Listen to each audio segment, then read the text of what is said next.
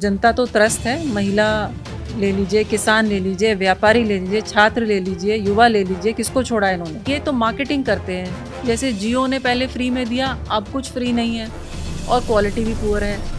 ऐसे ही ये सिलेंडर दिया इन्होंने, वो सिलेंडर एक बार भरा गया, अब सबकी टांड पे रखा हुआ है। वो हमारे जो वादे हैं, हमारा जो मैनिफेस्टो है राष्ट्रीय लोकदल का, वो 22 पॉइंट का है। गठबंधन और सबने मिलके ये तय किया है कि पहली ही कैबिनेट मीटिंग में 10 लाख नौकरियां खोली जाएंगी। सरकार चाहे तो सरकार तमाम अवसर पैदा कर सकती है, लेकिन अगर नियत ही नहीं हो और केवल पोस्टर ही छपवाने हो, वो भी दिल्ली में, तो फिर कैसे करें। जाति, धर्म, पार्टी से ऊपर उठ के लोग हमें सपोर्ट कर रहे हैं, तो जीत तो हमारी निश्चित है।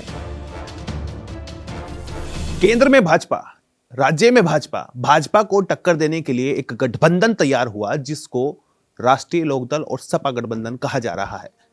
कहीं ना कहीं भाजपा के नेताओं में बेचैनी देखी जा रही है। कहीं ना कहीं बेचैन हैं वो नेता भी जो भाजपा को वोट दिलाने के लिए दूसरे की पार्टी को वोट की चोट देने का काम करते थे। इसी परिप्रेक्ष्य में आज हम पहुंचे हैं मेरठ की कैंट विधानसभा में। राष्ट्रीय लोकदल सपा गठबंधन से मनीषा अहलावत यहां पर हैं और इस बार वो इस बीजेपी के गढ़ को भेदने में किस तरह से अपना समीकरण तैयार कर बैठी हैं, क्या कुछ खास है, क्या कुछ रणनीति उन्होंने तैयार की है, चलिए उनसे खास बातचीत कर लेते हैं। स्वागत है मैडम आपका न्यूज़ 80 में। और कम समय में डिजिटल पैनल पे आप, मैं देख रहा था, कैंपेनिंग कर रही हैं, लगातार लोगों से अपील कर रही हैं, तो कैसे कुछ खास इस बार है आपकी लिस्ट में, आपकी डायरी में, आपका होमवर्क जो अब तक आपने किया, क्या कुछ चल रहा है उसमें? देखिए, डिजिटल की बात तो ये कहते हैं डिजिटल इंडिया, पर इस्तेमाल तो हम ही कर रहे हैं इसका, तो डिजिटल तो होना पड़ेगा। I am a progressive leader and I am going to connect. हम सभी लोगों से जुड़ेंगे हर माध्यम से। तो मैं पूरा दिन क्षेत्र में रहती हूँ, डोर टू डोर भी करती हूँ, सभाएं भी करती हूँ, मोहल्ला सभाएं करती हूँ, और शाम को आके यहाँ पर सोशल मीडिया पे जुड़ती हूँ, और इसके बाद फिर बाहर निकल रही हूँ क्योंकि समय कम है हमारे पास। कम समय में इतनी ज़्यादा तैयारियां आप करती हैं, दिन से सुबह से निकल के शाम को फिर डिजिटल पर बैठना, तो कहीं ना कहीं ये एक कंटिन्यूटी होती है एक्टिवनेस की। एक्टिव हैं आप इस फील्ड में, यानी कि किस तरह से भाजपा में आज इस बार आप देख रही हैं कि किस तरह से आप उसको टक्कर दे पाएंगी, क्या कुछ माहौल आप बना पा रही हैं? माहौल तो बना हुआ है, 5 साल में ये माहौल ही बना रहे थे। तो जनता तो त्रस्त है। महिला ले लीजिए, किसान ले लीजिए, व्यापारी ले लीजिए, छात्र ले लीजिए, युवा ले लीजिए, किसको छोड़ा है इन्होंने। तो माहौल तो इन्होंने बनाया है, हम तो सामने आया एक विकल्प की तरह, और जनता डिसाइड करेगी। आपका कुछ अपना एक घोषणा पत्र होगा, महिलाओं से आप मिलती होंगी, जाहिर सी बात है महिलाएं चारों तरफ आपके घिर जाती होंगी, अपनी समस्याएं गिनवाती होंगी, सिलेंडर को लेकर, महंगाई को लेकर, रोजगार को लेकर, सुरक्षा को लेकर, तो क्या कुछ समस्याएं आपके सामने आई हैं जो आपने काउंट की है?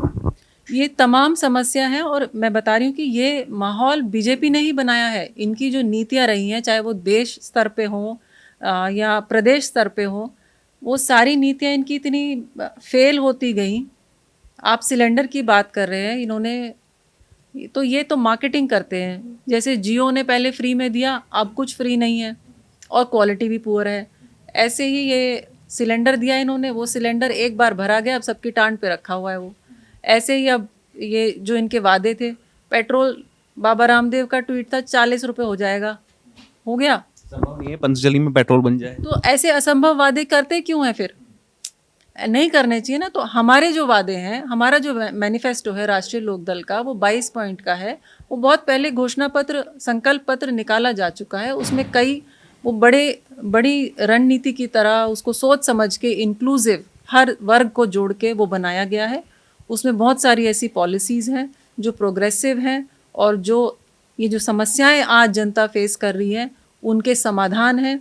और ऐसे ही समाजवादी पार्टी का आप देख रहे हैं, 300 यूनिट बिजली फ्री।